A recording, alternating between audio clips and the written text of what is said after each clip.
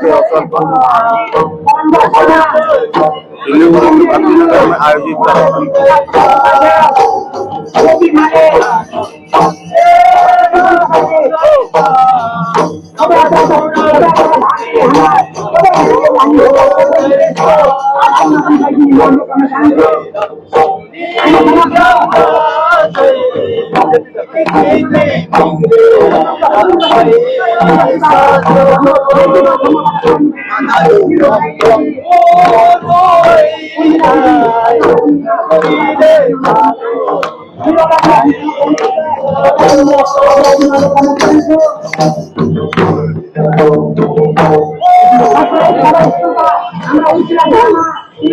नारी शक्तिलाई पनि म यहाँ स्थापन गरिदिन अनुरोध गर्न चाहन्छु।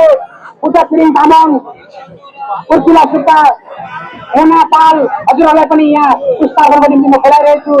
वरिष्ठ समाजसेवी छिरिङ चोप्गेल बाबु लामाजीलाई पनि म यहाँ पुष्पार्पणको निम्ति बोलाउँदैछु।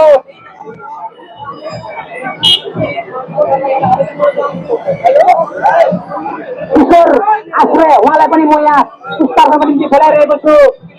साङ्गे लामाजी उहाँलाई पनि म यहाँ पुष्पार्पणको निम्ति बोलाउँदैछु। र हामी समक्ष लक्ष्मी देवान दिदीलाई पनि म यहाँ पुष्पार्पणको निम्ति बोलाउँदैछु।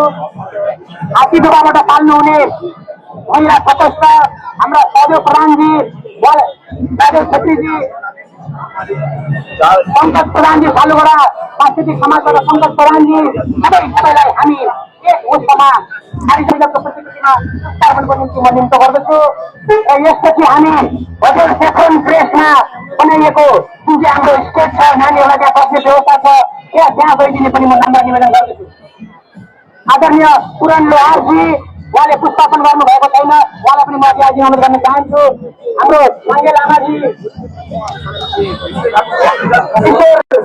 किशोर दाई, हाम्रा अत्यन्त वरिष्ठ सङ्गीत शिक्षक किशोर थापाजी र हाम्रा जति पनि हाम्रा नौमती बाजाको धुनसहित हाम्रो टोलीलाई हामी होटल सफरन प्रेस परिचय गर्न चाहन्छु। जाफराम एकबाट प्रधान अनि उपप्रधानको पनि हामीले उपस्थिति पाएका छौँ। उहाँहरूलाई पनि कहिले पारिजातको प्रतिकृतिमा पुष्पार्पण गरिदिने हामी अनुरोध गर्न चाहन्छौँ। प्रकाश नगर नेपाली कल्याण समाजबाट अध्यक्ष कविता राई, सचिव राहुल छेत्री लगायत टिमलाई नयाँ पारिजातको प्रतिकृतिमा पुष्पार्पण गर्ने हामी नम्र निवेदन गर्दछौँ।